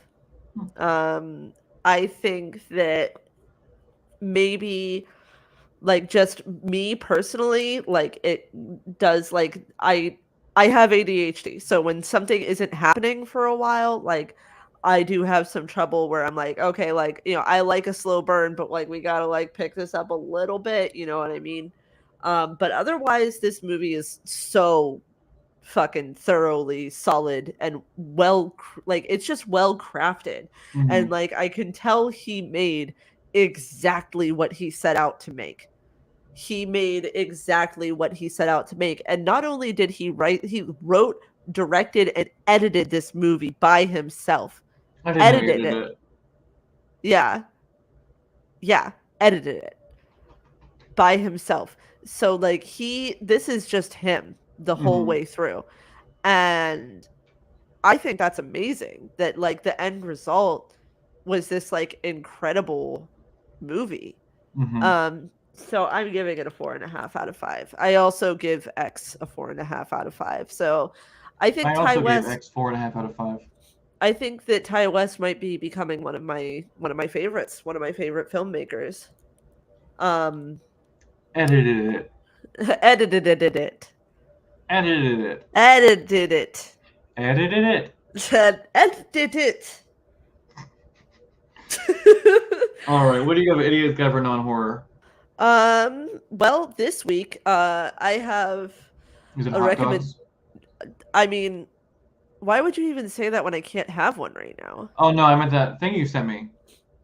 What did I send you? Um, Oh, hot ones. Dave Grohl. Yeah. Hot ones. No, I feel like everybody who would enjoy hot ones already knows about hot ones. Well, I'm late to the game. Because this is like season 17. So Wow. Nobody's ever told guys. If you know I something, thought I'm gonna you like. knew. No, I'm very sheltered. I'm still like I'm just started watching the Marvel movies. Well, listen, it is a cross section of two of my interests: very spicy foods and celebrities talking about themselves. So it it added up. I've known about it for a while, but like an old roommate introduced it to me. Shout out to Jason for introducing me to Hot Ones. But yeah, I've been watching Hot Ones like all day. And just like it cheers me up. But now I have this problem where I don't want to eat anything that isn't like melting my mouth. Ghost pepper. Yeah. Because that's who I am as a person. And I did forget to send you the video of me I'm still eating waiting that for very hot sauce. I will send that to you later. So actually, how hot was it? Okay, so I'll tell this story and then we could do the non-horror because we are kind of running a little over time.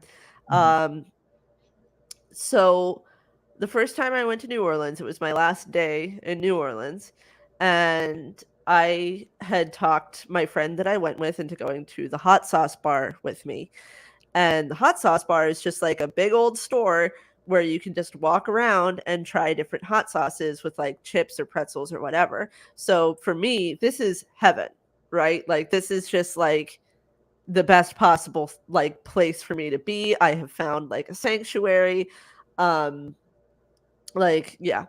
Anyway, I get to this case. It's like a plastic case with like 3 tiers. And somebody says like you can't, like the woman working behind the counter is like, you can't try any of these without signing a waiver. And I was like, what do you mean? And she was like, these are Scoville units that are over 700,000. So like just to like, I think that Frank's Red Hot is like 1,000 Scovilles. What's my sriracha? Let me look that up real quick. Yeah. So I am like, okay. I will do it. I'm going to do it because you only live once. I think I can handle it. Yes, sriracha is only 1,000.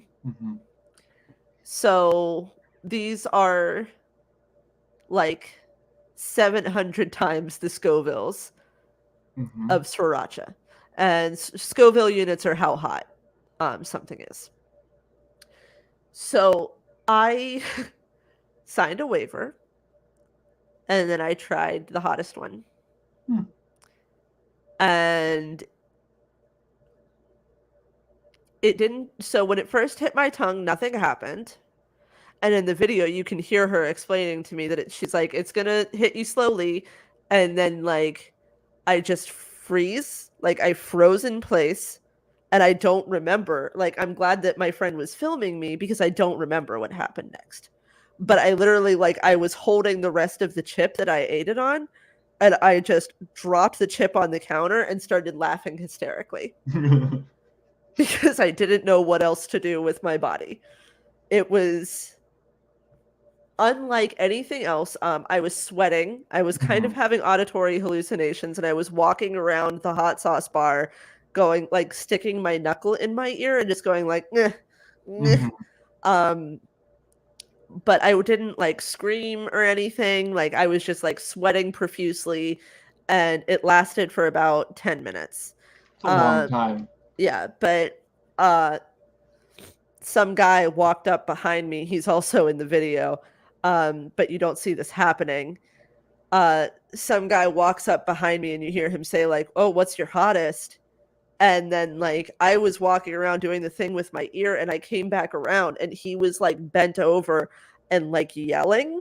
Mm-hmm. And my friend was like, which one did he try? And his friend started laughing and was like, the same one as her. And he was like, shut up, shut up. So that's my hot sauce story. I have tried something that was almost a million Scovilles. I will sit this one out. I did one of those. I did one of those one chips once. That's Oh yeah. the hottest I've ever gotten.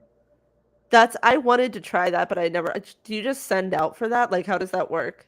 I don't know. My friend Mindy at work brought them into work. Okay. Yeah, I'm curious about it because I think I could do it. I Yeah, think I I'd did be it. fine. I Um, ate the whole chip. yeah, I have like I was snacking on something today that's literally just straight peppers. It's just straight dried chili peppers.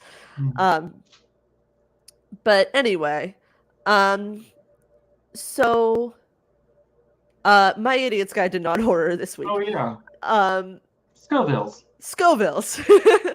Spicy foods, because actually spicy food is very good for you, just so you know.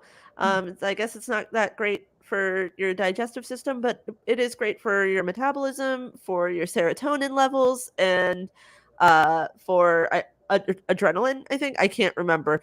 Um, but I watched, this is like a non-horror recommendation that's like, I guess, like kind of like it's a quote unquote erotic thriller. Okay. So Adrian Lin, the guy that made Unfaithful, and that was his last movie like 20 years ago, Mm-hmm. made a new one with Ben Affleck and Anna de Armas called Deep Water, and it's on Hulu, and it is just beautiful, salacious trash.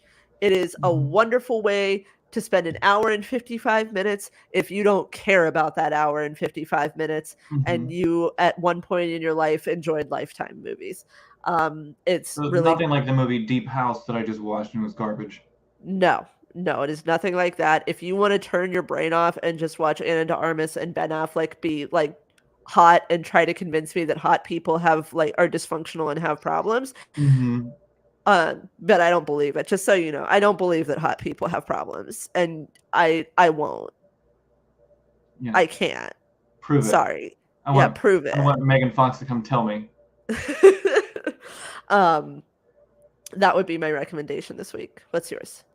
Um. Well, mine's like a broad every single Marvel movie, like anything in the MCU. I've just started watching. Okay, so before this, I've only seen Thor Ragnarok, Ant-Man, Doctor Strange, Infinity War, and Endgames. So I decided, for no reason at all, on Saturday to watch Black Widow, which I pronounce Black Widow, and my boyfriend makes fun of me, so now I have to consciously say Black Widow. And it was so good that I decided to keep on a watching. And here's my favorites. Okay. Thor Ragnarok's number one, Yeah. but it is tied with Black Panther, Black Panther is also good. and then the rest of them. Pick one. Guardians of the Galaxy 2. I really liked Guardians too. I liked the first one, but I liked the second one a lot better, and I think there are a lot of people who will come for me on that one. The second one was better. It had Jimmy Urine from Mindless Self-Indulgence in it. It had, I'll show you. Um, Okay. it was Kurt Russell. Yeah. And also just like the message was cute. Like the Mm-hmm. overall message was really sweet. And my favorite superhero is now Gamora, so. I do love Gamora. I am the rare dickhead that loved Captain Marvel. I loved Um, Captain Marvel. I loved it. It was Loved so it. good. It was so good. Who didn't And like it? a lot of people didn't like it, and I'm not just talking about men. No, it had to be just men. Um, Because it was so good. It was really good. Brie Larson Um, is everything you could want in a superhero. She's dry, she's hilarious, she's almost as funny as Florence Pugh in Black Widow, who was so funny. I still need to watch God that damn one. it. I loved it, and I saw that everybody else hated it, so I just assumed it was men. Yeah. And then I watched Captain Marvel right after I watched Black Widow, and I loved it even more. So, Um, I liked Captain America: Civil War too. oh yeah, so good. I put it So tied for good. third place, but who knows? Because I'm I'm just so watching so proud of many. you. I'm so proud of you for taking this journey. And then Steve got in here like last minute, last night, middle of Black Panther. And he's like, okay, don't watch any more till I get home. I won't see him again till Sunday. He can't. I watched You have five so movies. much ground to cover. I watched 5 MCU movies yesterday. I can't just stop. I've been watching like at least 2 a day. That's amazing. That is amazing. Like this is what happened with Big Brother because I was rewatching all the old seasons, and then he got like, oh yeah, Big Brother's great. And it's like, okay, now we're watching this together. And I said last night, I said, you can't take both of these things away from me. What am I gonna do? Just sit here? All right. Well, I guess we can close up the show and do the after party now. So because we took this very easy to talk about movie and somehow stretched out into an hour and 30 minutes. Isn't So that what we're good at?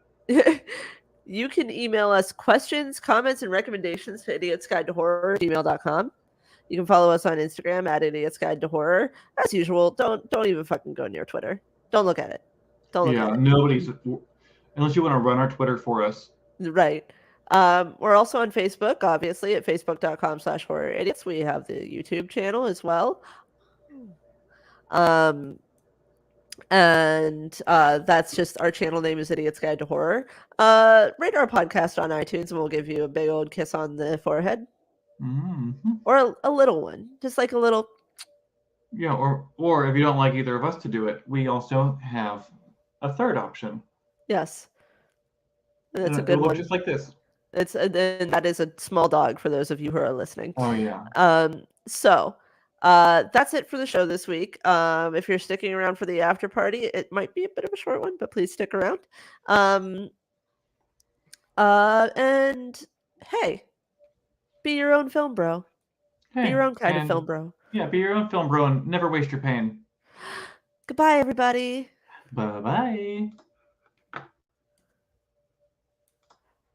I Oh, would just like 1 week where nothing goes wrong. you barely left the studio. I know, but it's still going to be a pain in the butt to edit the audio. Anyway, hi everybody. How are you doing? How are you feeling? I feel like that episode was good, but it was very rambly. They love it when we ramble. They hate us talking about movies. Maybe. So Chris, why don't you tell them what your choices this week? Oh, this week we're doing It Follows. Yay! Have you heard of it? Um, It was literally the movie that made me love movies again.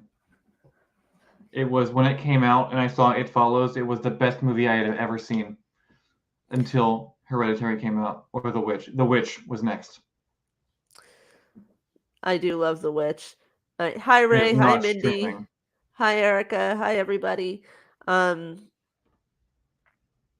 I'm very excited to cover It Follows. I'm very excited to have an excuse to watch It Follows again. It's so good, and I want to talk so much shit about that girl's little e-reader that's a seashell. I still don't understand what that is. Like I have no idea. Like It's like a Kindle, except instead of a Kindle, it's just see, you want to talk shit about it. I want to know where to get it. What year does it take place in? I think it takes place in 2016. Do you? I don't necessarily. I don't know.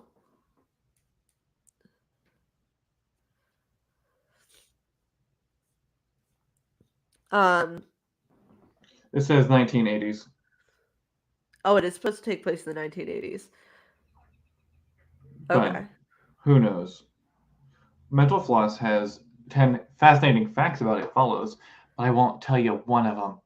You can't, not until next week. Save them. Mm-mm. Save that shit. About the time period.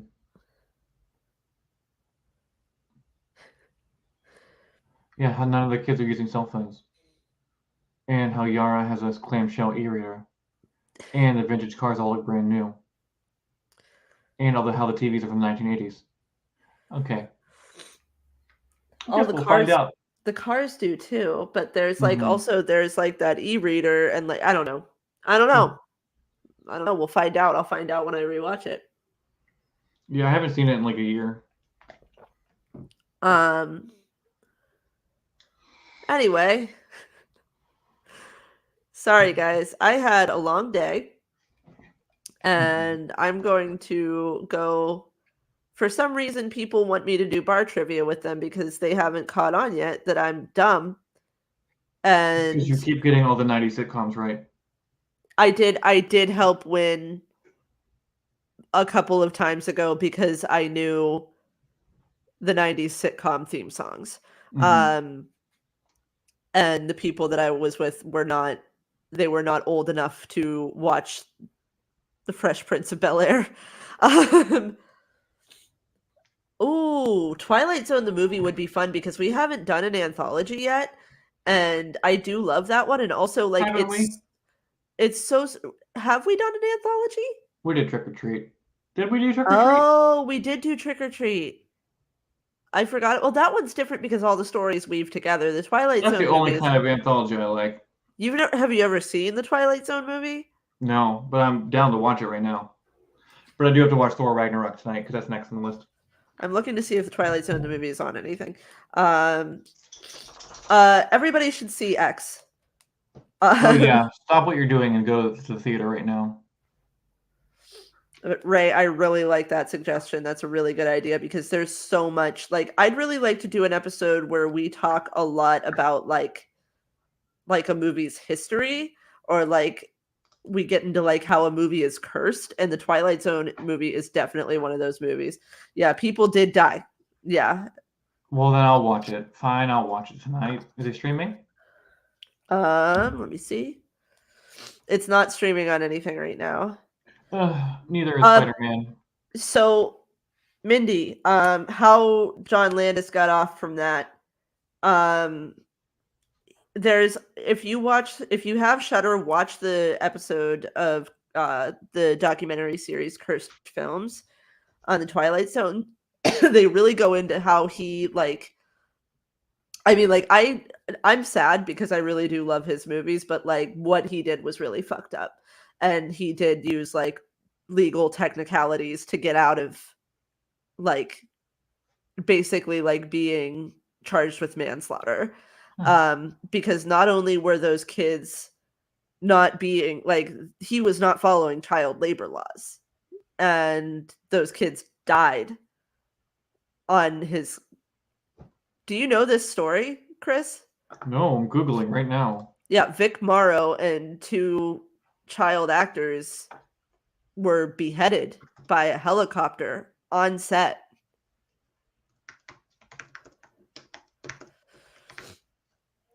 The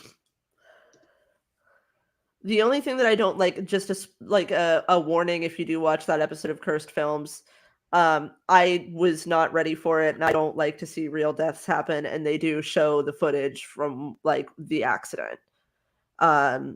It's not very graphic, but still, like you know, you can see them getting crushed by the helicopter. Yeah. But he really that's sort of why I think it would be interesting to cover that movie. Because I think that there are a lot of things that are like iconic. Like when we did The Exorcist, we kind of went into like all the fucked up shit that William Friedkin did, and how it's insane that he got away with that. Or like when we talked about The Shining, and we talked about how Stanley Kubrick like bullied Shelley Duvall within an inch of her life, which she is still not recovered from. Right. I think that those are like the most interesting stories when it comes to like how these movies are made, I was just talking to somebody What do yesterday they about. mean almost died instantly? Wait, what are you reading? Wikipedia. Morrow and Lee were decapitated by the helicopter's main rotor blades, while Chen was crushed to death by the helicopter's right landing skid. All three almost died instantly. I think that they mean that the last one she was slowly, like she maybe it took a little longer for her. I think that the beheadings were Quick. instant. Yeah. Mm-hmm.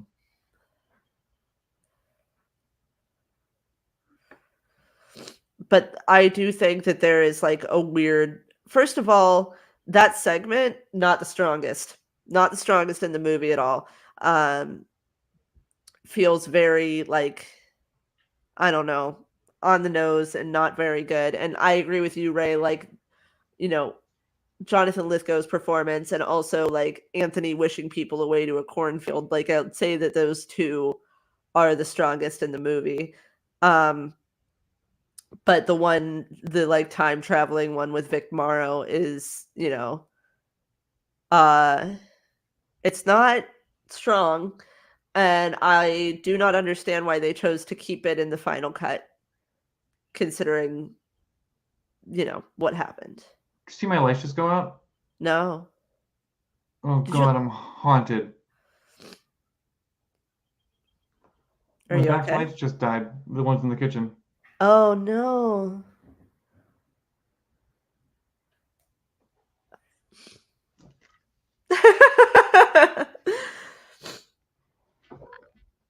Yeah, it does feel out of place. I agree. But everything else in that movie is super solid, and I would be really interested in like covering it and talking about that more in depth, even though I kind of just did now. I don't know what I'm going to choose after your choice. So next week, or we might have to do it even earlier, because I'll watch it tonight.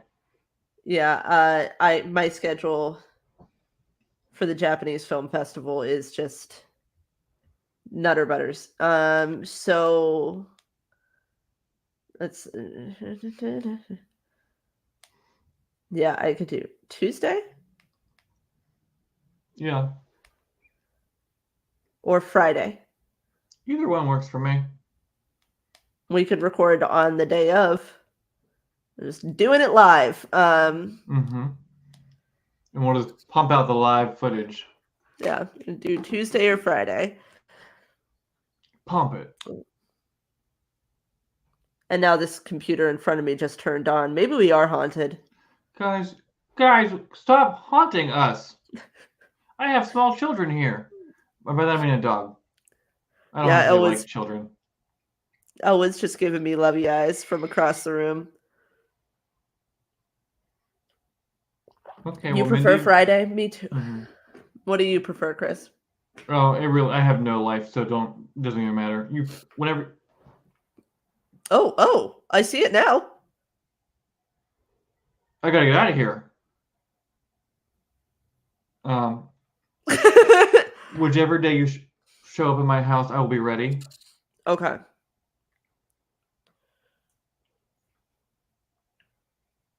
Do you need a lifeline?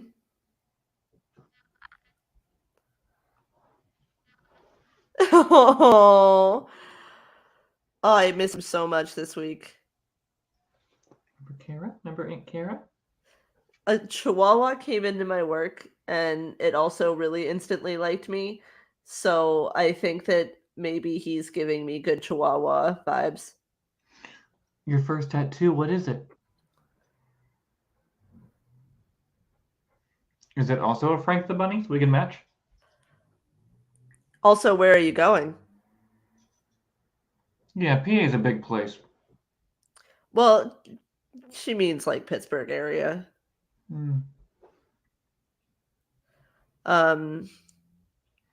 I do want to get another one right now. I've been thinking about it a lot. Now that it's getting warmer and I won't have to wear clothes over it. Mm-hmm. But I can't go swimming all summer now. How long do you have to keep it out of the water? 3 weeks, but I'm getting a tattoo every 4 weeks. Oh, okay. I was gonna say my old roommate used to like get his tattooed. Like he had like a chest piece that he was working on like the first Mhm. summer that I lived with him, and he would just float in the pool all the time. Matching sunflowers is my best friend. We're going to Saints and Sailors. Is that the one in Shady Side? I thought we were best friends, so Well, we're talking about getting best friend tattoos. yeah, yeah. Do you even have room? Would you even have room for a wrist bone tattoo? If it was on this hand, Oh yeah. What's the because story, wrist bone? this one's full. I don't go there. I go to True Image in New Ken. You ever heard of it? Everybody in New Ken has heard of True Image. Yeah. It's in the area that they're reviving. Yeah, it's where the vegan bakery is that I can't stop. There's a vegan bakery in New Ken. Yeah. Yeah. That Remember shithole. that remember that day that I was like begging for people to go get me that cookie sandwich? Yeah. That was where it was. I'm obsessed with her. Like I love her. I can't even think where they would put one. It's on Fifth Avenue. It's right across from the Water and Sewage Authority. Yeah, there's that, there's a brewery, there's like a trendy brewery, there's a trendy coffee shop. Now there's a record shop in that old church that's like on the corner of like Fifth, like and it's like across the street from the post office. Yeah. Yeah. By the police station. New authentic Mexican place too. Yeah. Yeah, Ray, you hang out in New Ken. Yes, Mom, you did get me the cookie sandwich. Thank you for Did getting I me the move cookie out of sandwich. New Ken too early? Do we need to move back to New Ken? No, I don't want to. No, after the last few days on Facebook, it like pretty much reaffirmed for me that I don't need to move back to New Kensington. As it was getting real unevolved on Facebook the last week or so. Lots of People who have people. never seen a swimming pool. I know. People who like literally like I'm like, oh man, suddenly everybody is an expert in women's competitive swimming. Fascinating. Fascinating. I want to hear them talk about it all the time. Well, don't worry. I'm sure they'll go back to gas prices here very soon. Right. Yeah. So, who would have thought New Ken was cool again? Remember when I asked you to go to the little vegan festival? It was not in New Ken. It was indeed in New Ken.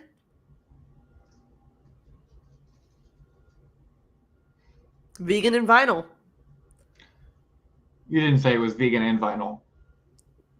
I think I did. I all I remember is vegan, and I think I'm like don't want to go stand in the hot sun and eat celery. Okay. Because right now you can still get an apartment in New Ken, like a full 4-bedroom apartment for like $35 a month. And I kind of want to. I'm not gonna lie. Like sometimes, but like everything has wood paneling, and I hate wood paneling. We'll see if you can get next time where my dad lives in New Ken, because it's like a really ritzy area of New Ken. Is it like the upper? It is. I'll tell you whenever we're not live on air. I'll tell you. I used to live in the upper part, and my apartment was $300 a month, included everything. Here we are talking about this movie, and I'm like, oh my god, $300 apartments don't exist anymore. I would kill for that, and you're just sitting there. It was a studio. Clutching this information. It was a studio. Oh, in a studio? No, Elwood wouldn't stand for a studio. I had 3 cats in that studio. Elwood would like be sad that he didn't have a room to dominate. Hi. Yeah, it was a studio. It was included heat, electricity, Wi-Fi. Oh my god. Yeah. Oh nope, he sees that I'm coming for him, so now he's not going to let me pick him up. Come here. Hi. Hi. Oh nope, he ran away. Did I recommend my Dr. Pepper cream soda? No. Yeah. Oh god.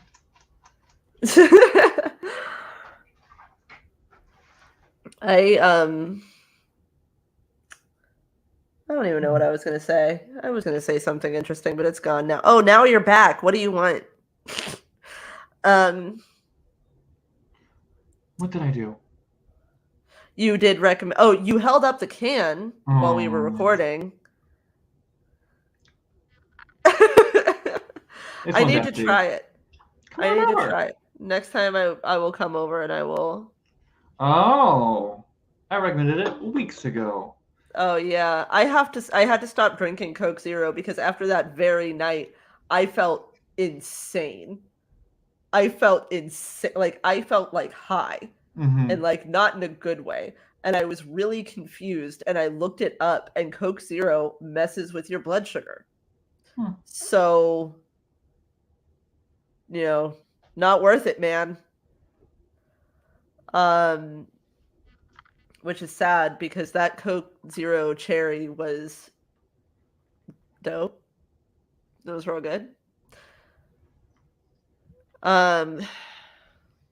Guys, when I get to the bar, should I have vegan wings or tempura veggies? Or should I have onion rings? It's like the healthiest option, I think. That's last week we did trivia at a place that had a vegan ribeye sandwich that was like the size of my head. Mm-hmm. Yeah, I'll just say we went to Ruggers last week for those of you who are Pittsburgh people. Hi, Lisette. Yeah, for those of you who are Pittsburgh people, we went to Ruggers and they have a vegan ribeye that is like the sexiest thing I've ever eaten in my life. And they have vegan fried pickles with vegan ranch. I've never heard of one of these things. I hadn't either until I discovered this place. And I was kind of stumping for it today. They were like, should we go to the place that we're going to, or should we go to Ruggers? And I was like, if we went to Ruggers, then I could eat that fat ass, thick vegan ribeye sandwich again.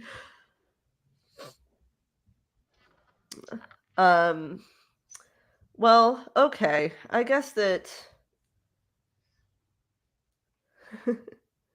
Thank you, Lisette. This is technically the after party now, as we finished recording the episode. It will be available on YouTube in full in probably about like 30 minutes or so. It's usually when it posts. But this is the part where we finish things up and we announce that the movie that we're doing next week. It Follows. We are doing It Follows next week. Or Scream 4. Wait, are you changing your mind?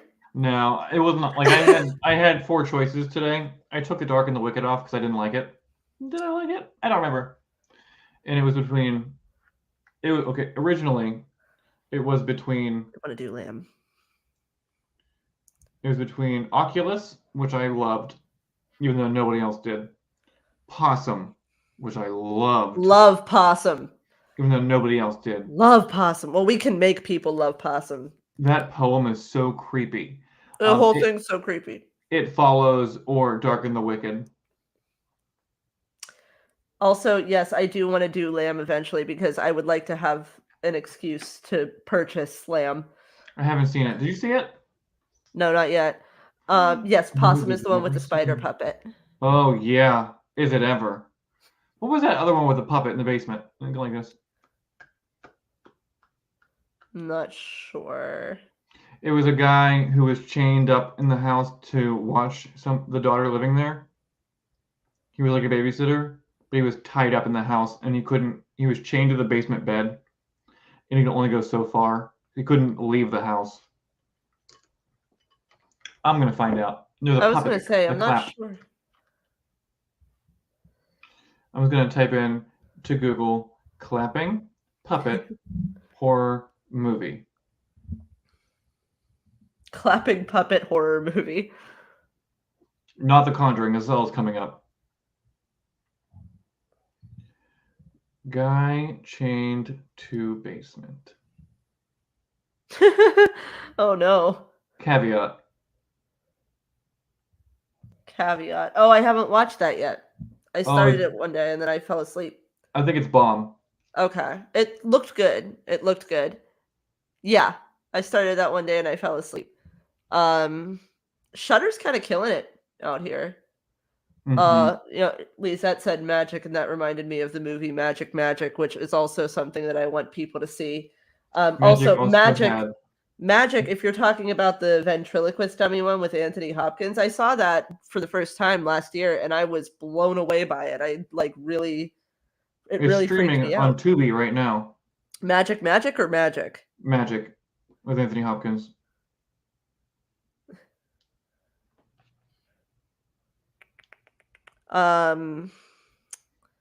Yeah, that's worth a watch. Magic is I think I need to rewatch it before I can really like recommend it to people. Oh, It's it's on on Prime.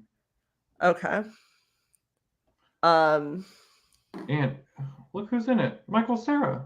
Michael Cera, Juno Temple, Emily Brown. Hey, what the hell's that show on Hulu with Michael Cera dating Suddenly out of nowhere, Michael Cera has reappeared and is in like a sitcom? Yeah. I haven't watched it. I don't mean, know. I don't know when I'm going to. I've been watching Joe Pera Talks with You. I don't know if I'll ever watch it, but Tiny Furniture is streaming on Prime also. That's so good. If you want to see Lena Dunham. Spoilers. Oh yeah, my mom knows who Juno Temple is now because she watches Ted Lasso. That's Juno Temple Hive. Yes, more Joe Pera love. Yeah, they put all of it on HBO Max, and so I've been like trying to like ration them out for myself because they're only like 10 minutes and they're so wholesome, but they're also so funny, and it's just like a nice little like treat at the end of my day. Like it's like an ice cream cone to watch Joe Pera Talks with You. It's like a comedy Bob Ross. And yeah, I should have put that in non-horror too, but I figured that people who like it seems like something that would be really niche. So like I don't know, like like people I might be like, this is funny and sweet, and then people will watch it and be like, where's the funny, you fucking weirdo? Mm-hmm. But I enjoy it. I think it's a blast. I think it's really sweet. Well, guys. Well, what we're going to do now is take a quick picture, and then we're going to bed. Oh, yeah. How should we? Okay, so since we have people here, we always have to pose for our screenshots. And what should we do for the House of the Devil screenshot?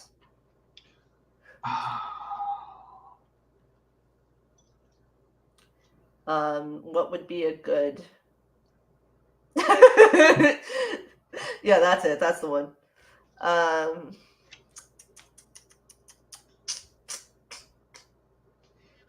wish that we had pizza. I know. I had a pizza box, but I threw it away. Devil horns. I can't do it because I have to click the button. You can't see my hand. Click the button.